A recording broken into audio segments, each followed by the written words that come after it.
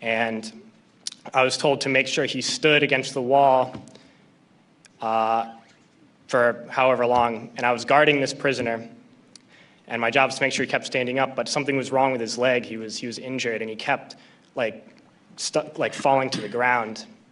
And the sergeant in charge would come and tell me to get him up off his feet. So I'd have to pick him up and put him against the wall. And he kept going down. I just have to keep pulling him up and putting him against the wall. And my sergeant came along, and he was upset with me for not, continue to stand. He picked him up and slammed him against the wall several times. And then he left, and when the man went down on the ground again, I noticed blood pouring down from under the sandbag. And so I let him sit, and when I noticed my sergeant coming again, I would tell him quickly to stand up.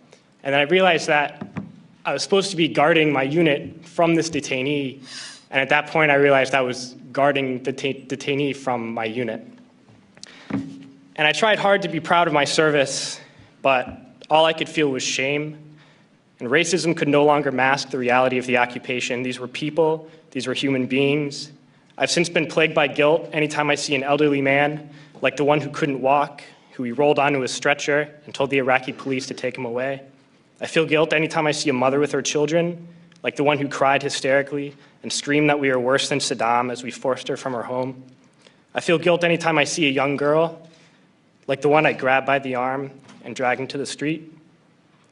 We were told we were fighting terrorists. The real terrorist was me, and the real terrorism is this occupation.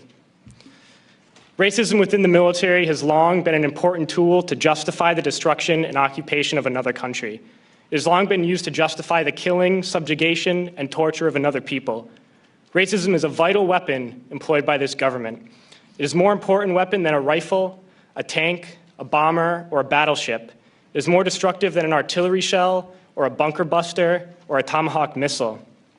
While all those weapons are created and owned by this government, they are harmless without people willing to use them. Those who send us to war do not have to pull a trigger or lob a mortar round. They do not have to fight the war, they merely have to sell the war. They need a public who is willing to send their soldiers into harm's way. They need soldiers who are willing to kill and be killed without question. They can spend millions on a single bomb, but that bomb only becomes a weapon when the ranks in the military are willing to follow orders to use it. They can send every last soldier anywhere on earth, but there will only be a war if soldiers are willing to fight. And the ruling class, the billionaires who profit from human suffering, who care only about expanding their wealth, controlling the world economy, understand that their power lies only in their ability to convince us that war, oppression, and exploitation is in our interest. They understand that their wealth is dependent on their ability to convince the working class to die to control the market of another country. And convincing us to kill and die is based on their ability to make us think that we are somehow superior. Soldiers, sailors, Marines, airmen have nothing to gain from this occupation. The vast majority of people living in the US have nothing to gain from this occupation. In fact, not only do we have nothing to gain, but we suffer more because of it. We lose limbs, endure trauma, and give our lives. Our families have to watch flag-draped coffins lowered into the earth. Millions in this country without health care, jobs, or access to education must watch this government squander over $450 million a day on this occupation.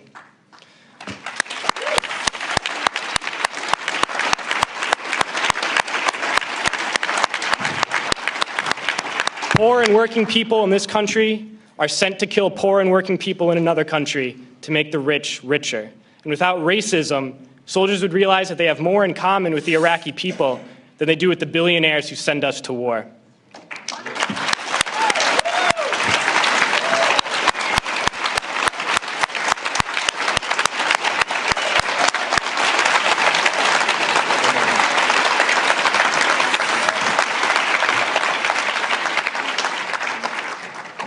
I threw families onto the street in Iraq, only to come home and find families thrown onto the street in this country, in this tragic and unnecessary foreclosure crisis. And we need to wake up and realize that our real enemies are not in some distant land. They're not people whose names we don't know and cultures we don't understand. The enemy is people we know very well and people we can identify.